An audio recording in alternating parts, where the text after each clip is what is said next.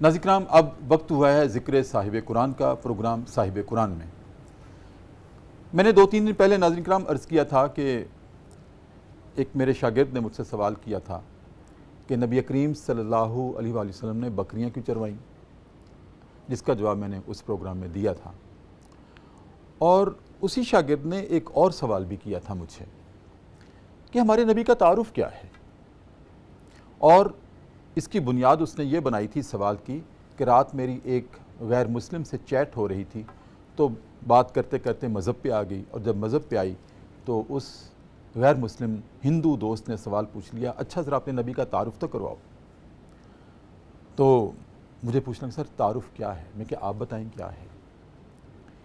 کہ سر ہم نے تو یہی پڑھا ہوا ہے کہ نبی کریم صلی اللہ علیہ وسلم بہت سادہ تھے، اپنے کپڑوں کو خود ٹانکے لگا لیتے تھے، اپنی جوتی خود سی لیتے تھے۔ میں کہ اس سے کیا تصور ابھرتا ہے؟ اس سے تو یہ تصور ابھرتا ہے کہ ہمارے نبی کریم پھٹے پرانے کپڑے پہنتے تھے۔ Never at all. ناظرین کرام، یہ بات اپنے ذہنوں سے نکال دیجئے کہ ہمارے نبی کریم صلی اللہ علیہ وسلم کو ایسے میلے کچیلے پھٹے پرانے کپڑے پہنتے تھے۔ دنیا کی کائنات کی سب سے نفیس ترین ذات ہو، جن کے پسینے سے خوشبو آتی ہو، کیسے ممکن ہے کہ وہ پھٹے پرانے میلے کچیلے کپڑے پہنے؟ ہرگز ایسا نہیں ہے۔ آپ کی ذات میں اتنی اٹریکشن تھی، اتنی مقناطیسیت تھی، وہ میل سے کہاں ہو سکتی ہے، کچیل سے کہاں ہو سکتی ہے؟ آپ کی ذات کا پسینہ اٹریکٹ کرتا ہے، اس میں خوشبوئیں عطر جیسی ہیں، تو آپ کی ذات کیسی ہوگی؟ پہلی بات تو یہ ہے کہ ہمارے نبی کریم صلی اللہ علیہ وسلم جو تھے انتہائی نفیس اور نفیس لباس پہننے والے، نفیس خد و خال رکھنے والے۔ بعض صحابہ کرام کہتے تھے کہ ہم نے محض اس لیے نبی کریم کو نہیں دیکھ پائے کہ جو ان کی چہرے کی چاندنی تھی اس چمک کو ہم آبزرو نہیں کر سکتے تھے۔ بعض تو دشمنی کی وجہ سے آپ کا سامنا نہیں کرتے تھے، اور بعض آپ سے محبت رکھنے والے بھی ایسے آنکھ اٹھا کر آنکھ بھر کے آپ کو دیکھنا نہیں چاہتے تھے کہ وہ تاب نہیں لا سکتے تھے۔ اتنی روشنی، اتنی چمک اور اتنی مقناطیسیت آپ کے چہرہ انور پہ تھی۔ تو ناظرین کرام، میں نے کہا کہ اور سر اور آگے آپ بتائیں۔ میں نے کہا سن لیں ناظرین کرام، آپ کے سامنے بھی یہ عرض کرنے لگا ہوں کہ اگر کوئی سوال ہو کہ ہمارے نبی کا تعارف کیا ہے، ہاں ہمارے نبی رؤوف تھے، رحیم تھے، کریم تھے۔ یہ آپ کی جزوی خصوصیات ہیں، جزوی صفات ہیں۔ آپ معلم تھے، آپ مبلغ تھے، یہ آپ کی جزوی صفات ہیں۔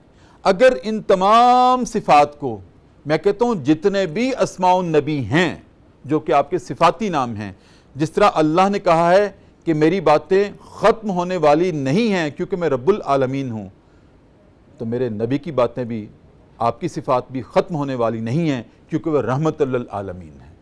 وہ عالمین کے لیے رحمت ہے، اللہ عالمین کے لیے رب ہے تو وہ رحمت ہیں، تو نبی کی باتیں بھی ختم ہونے والی نہیں ہیں۔ لیکن ان تمام صفات کو اگر ہم ایک سانچے میں ڈھال دیں تو وہ آپ کا تعارف بنتا ہے بحیثیت لیڈر آف ہیومینٹی۔